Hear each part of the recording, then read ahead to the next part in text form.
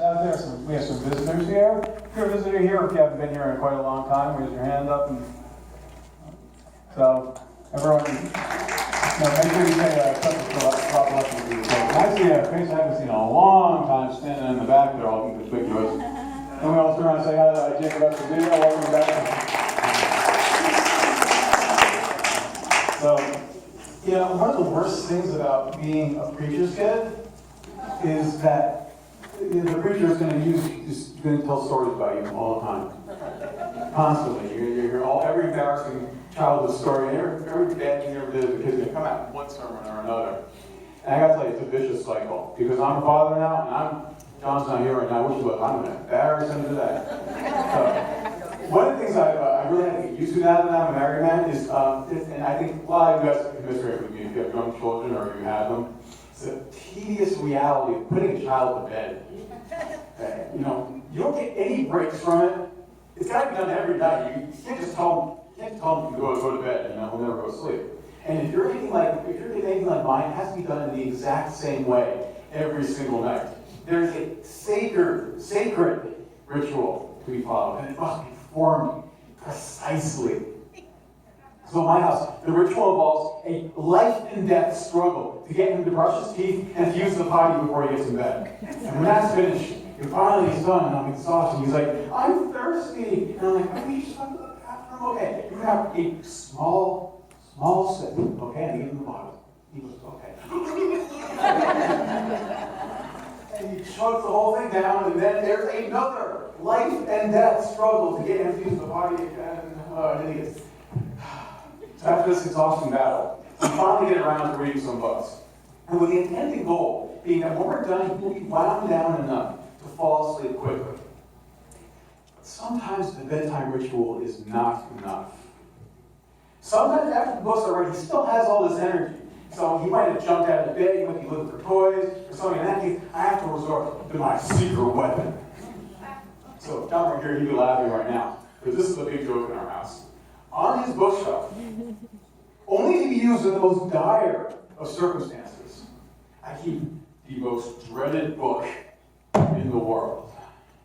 My wife, in a fit of madness, picked this up at for $1 at a used bookstore, written by the author George Eliot in 1857. This book is called Scenes of a Clerical Life. And he will put anyone to sleep in 30 seconds flat. I can open up literally to any page of this book, and I do this. I want to start reading. And I read a paragraph, and everyone in the room will be unconscious from boredom before I'm done. So whenever John won't go to bed, I pull this book off the shelf, and I threaten to read a long description of like two old ladies embroidering over high tea or something. It's awful. It's really bad. So completely unreadable to a modern audience. So I don't know how people in the 1850s managed to get through it, but I guess it was more relatable to them than it was to us. And that got me thinking, in the scheme of things, this book, it's not that old. It was published in 1857. It might as well have been written on another planet. In just 160 years, the value and message of this book has become so archaic and outdated that it's nearly impossible to relate to or connect with the world or the characters in this story. So in literature, this is called values dissonance. When the values of the people or culture in a work of literature conflict with values of the audience. It's why a movie like Birth of a Nation, where the Ku Klux Klan are the heroes, was a huge hit when it came out in 1915, but it's almost unwatchable for audiences today. A lot of reasons. So society's values change so quickly. And that's what I find so amazing. We can open up this Torah, this ancient scroll, every week and find that it still talks to us today. Torah is 3,000 years old. This book is an infant compared to it. And yet the words of the Torah resonate and ring true even today. Right? Amen? Amen. Take the Ten Commandments, for example. These words, they were written in stone. They predate paper. And yet we'll find that these words are still written on the walls of American courthouses today. These values to honor your parents, to not harm others, to take a break from work once in a while, be honest in the things you do and you say. They are as true and relatable today as the day God inscribed them on those tablets. for the most part at least. There is one commandment that for me sticks out like a sore thumb. There's one commandment that doesn't resonate with me, that I don't feel like I can apply to my life. There's one command that feels just as dated as seems of a clerical life, and that is the second commandment. Thou shalt not make unto thee any graven images. See, the rest of these commands make sense. Stealing, lying, murder, adultery, those are just as big problems today as they were then. And things like coveting and not cursing, and even putting God first. Those are all things I struggle with every day. Graven images? Really? Is that something that we really struggle with? When you were a teenager, one of your friends were coming to you with a little waiting light, you say, come on, let's make a little idol. Let's make a small one, I don't want to know about it. You know? Idolatry is so irrelevant, right? It's such a values dissonance. Maybe in Moses' day it was a big deal. How am I supposed to relate to this? How am I supposed to find this important? Because God finds it important. I did a quick Google search on times that idolatry is mentioned in the Bible. The results were boggling. From the Torah to the prophets to the writings to the Gospels, there are hundreds of warnings against idolatry. From Genesis to Revelation, we'll find admonitions against the worship of graven images in nearly every single book of the Bible. You know, in this week's very parsha, God commands that the Israelites to destroy all the places where other nations serve their gods. But he's not done. Later on, we hear that not only should we destroy all the idols, but we should try to worship God through any rituals that were used to worship idols. And then we hear about false prophets who try to lead people to idol worship. And then we hear about a family member who tries to get you to worship idols. And it goes on and on and on. Idols, idols, idols. How do we process this? I just said the Torah is as relevant today as it was 3,000 years ago. If that's true, how do we relate to this command today? What is idolatry today?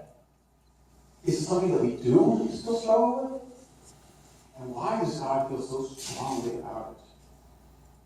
So let's change gears for a minute. I think the only way to understand what idolatry is today is to look at what idolatry was in the ancient world. So Judaism was a unique, it is a unique and unthinkable religion in the ancient world, because in a world where most civilizations worship this massive pantheon of highly specialized deities, the Jews only worship a single God, who was the creator and master of the entire universe. Have you ever thought about why was this so unusual?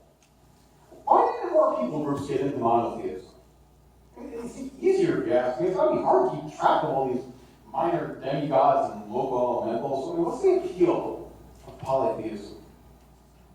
So, I'm a bit of a mythology buff. You know, I love all those Greek and Norse and Celtic myths. It's like reading comic books.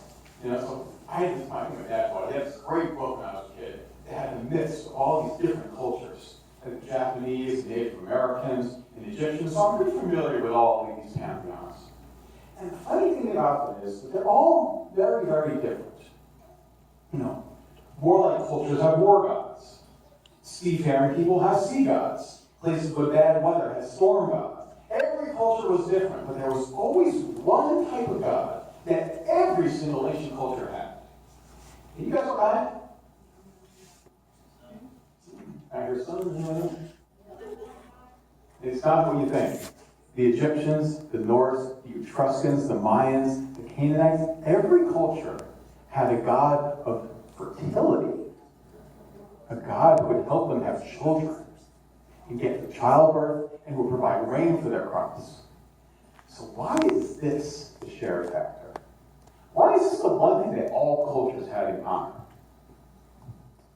It's about, this is important, listen, look at me. It's about control.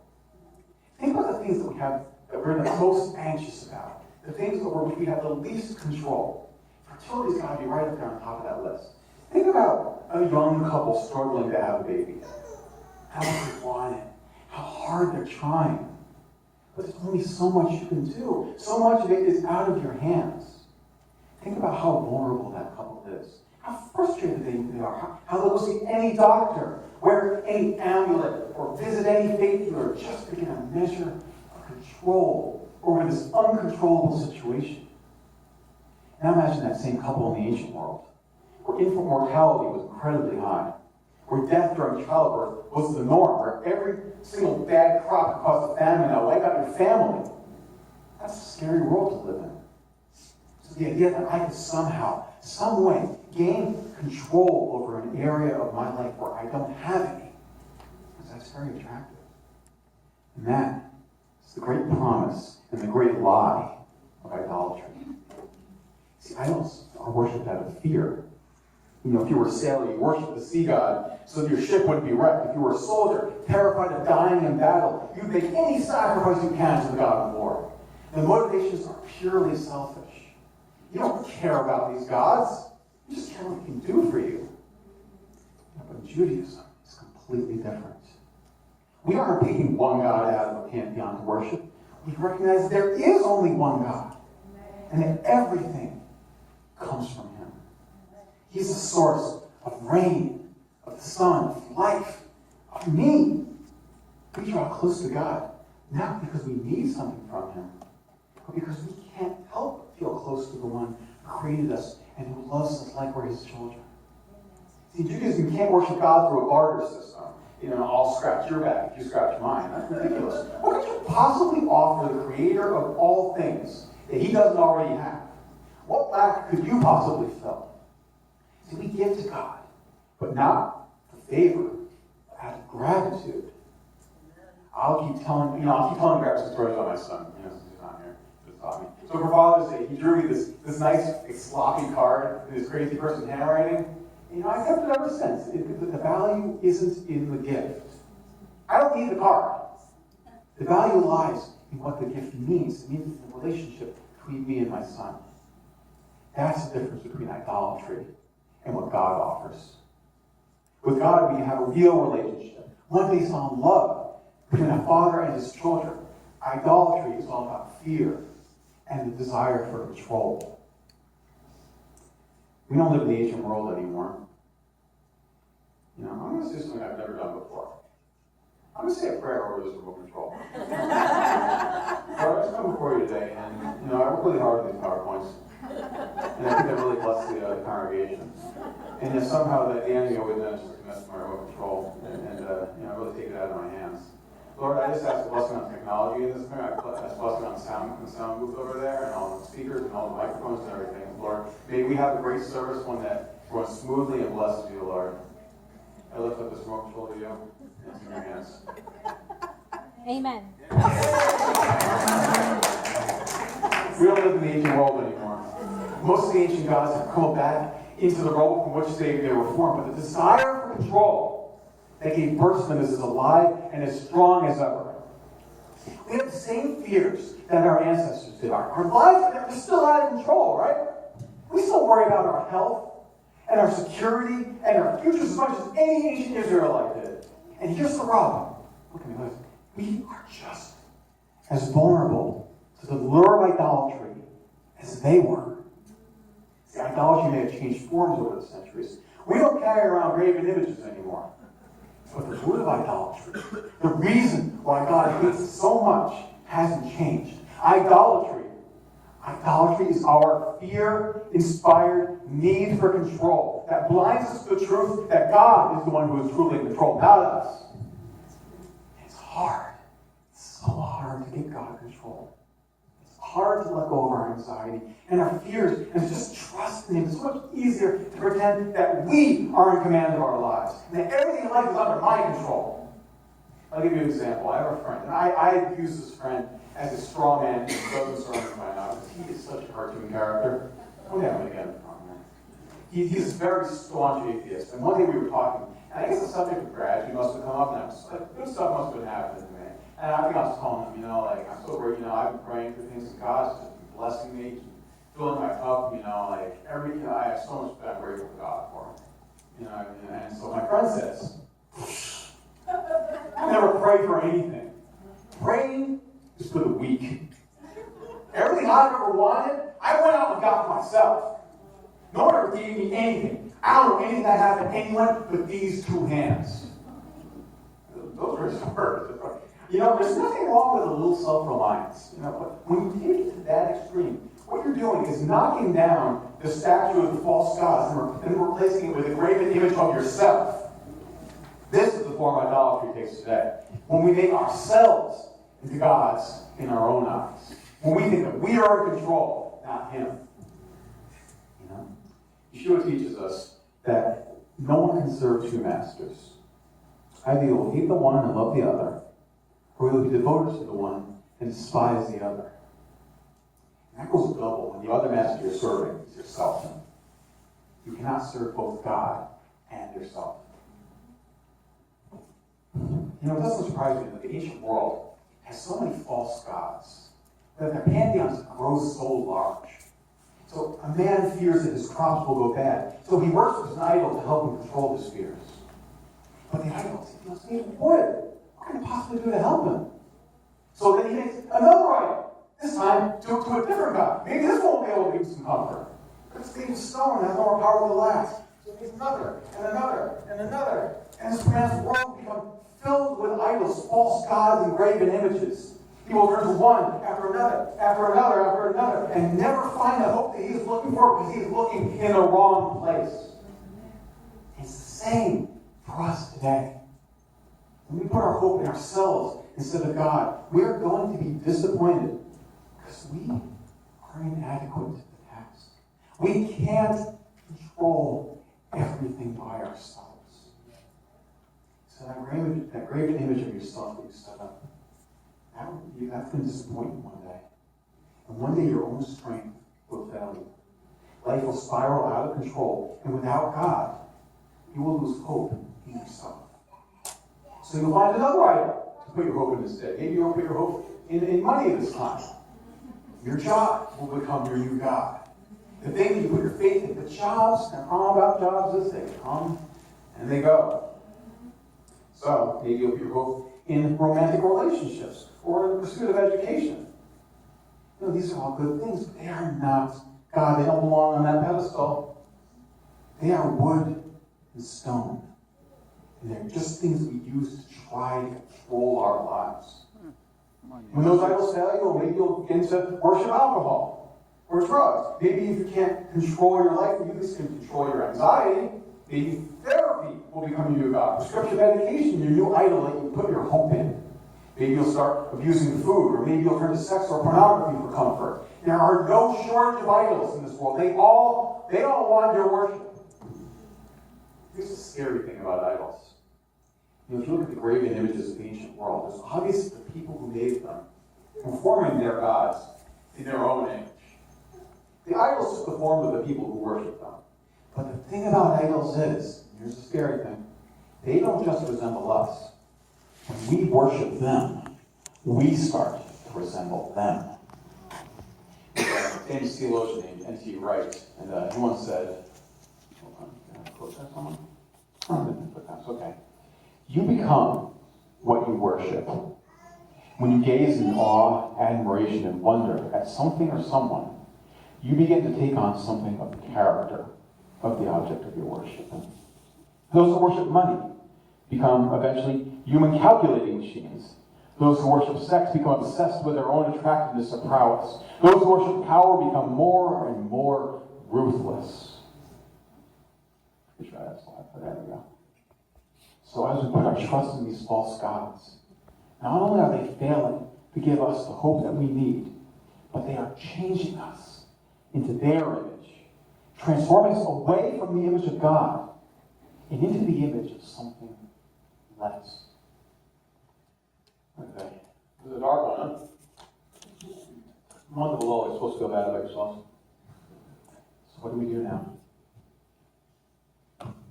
We are surrounded by all these idols, and they're distracting us from our relationship with God.